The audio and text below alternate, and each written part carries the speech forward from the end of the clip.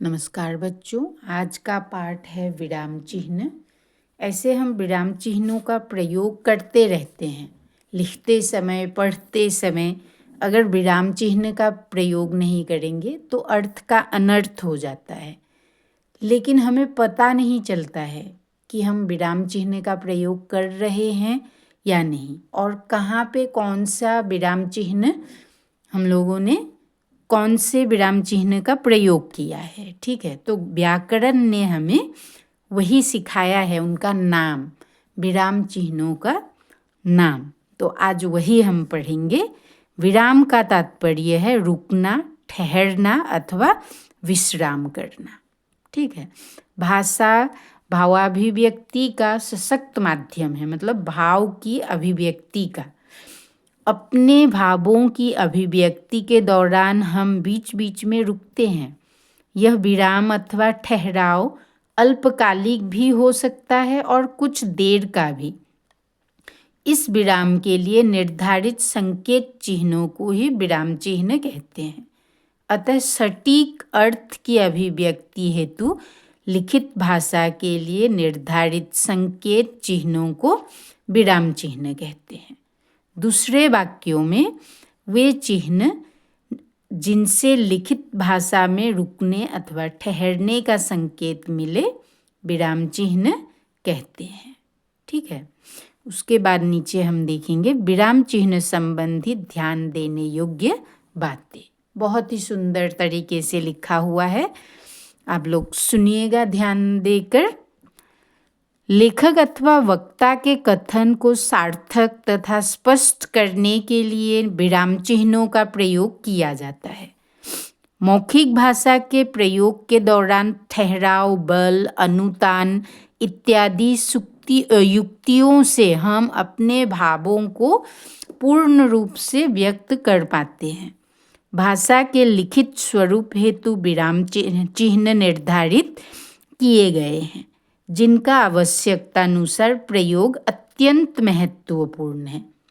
मतलब जहाँ आवश्यक है वहाँ प्रयोग करनी है।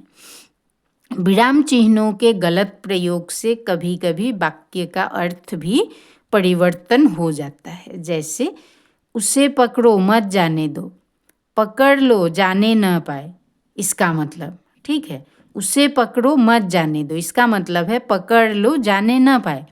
फिर उसे पकड़ो मत जाने दो, देखो शब्द एक ही है वाक्य में, लेकिन विराम चिन्ह अलग जगह पर लगा है। मतलब उसे मत पकड़ो, छोड़ दो, जाने दो।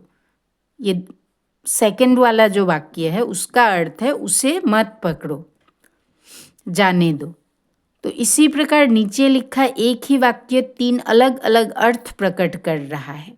नेताजी यहाँ आएंगे, सामान्य भाव। नेताजी यहाँ आएंगे, आश्चर्य मिश्रित भाव, मतलब नेताजी यहाँ आएंगे ऐसा। नेताजी यहाँ आएंगे प्रश्नसूचक, मतलब प्रश्न पूछा है, प्रश्नवाचक। नेताजी यहाँ आएंगे। उपर्युक्त वाक्य के तीन अलग अलग अर्थ अलग अलग विराम चिन्हों के कारण ही है। विराम चिन्ह केवल विराम अथवा ठहराव को ही व्यक्त नहीं करते, अपितु ये वाक्य के बीच पदों, वाक्यांशों में लगकर विभिन्न भावों के संप्रेषण में भी सहायक सिद्ध होते हैं। अब विराम चिन्ह, हिंदी भाषा के विराम चिन्ह, कुछ चिन्हों के नाम है यहाँ पे, 13 चिन्ह हैं। ठीक है, अब देखो हिंदी भाषा में प्रयुक्त होने वाले विराम चिन्ह निम्नलिखित है।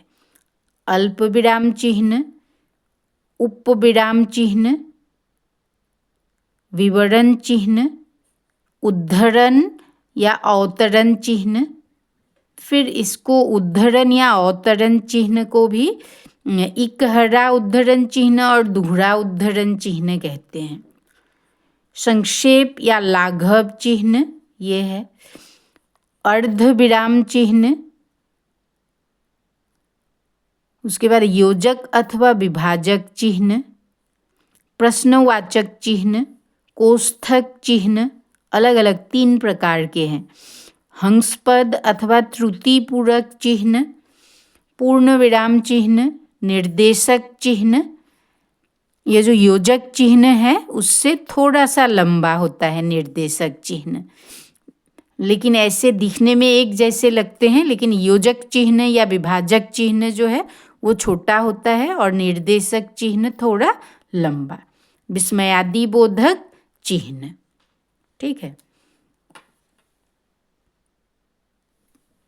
अब देखो, व्यक्ति जब अपने भावों की अभिव्यक्ति करता है तो उसके बोलने की गति एक जैसी नहीं होती, उसमें उतार चढ़ाव होता है। अपनी बात को समझाने के लिए वह कुछ शब्दों पर कम तथा कुछ शब्दों पर अधिक बल देता है। कभी किसी को संबोधित करता है तो कभी प्रश्न पूछता है। भिन्न भिन्न भावों को समझाने के लिए कुछ चिन्ह बनाए गए हैं, अर्थात बोलचाल की भाषा को उचित प्रवाह देने के लिए लिखित भाषा में कुछ चिन्ह बनाए गए हैं। इन्हीं चिन्हों को विराम चिन्ह कहते हैं।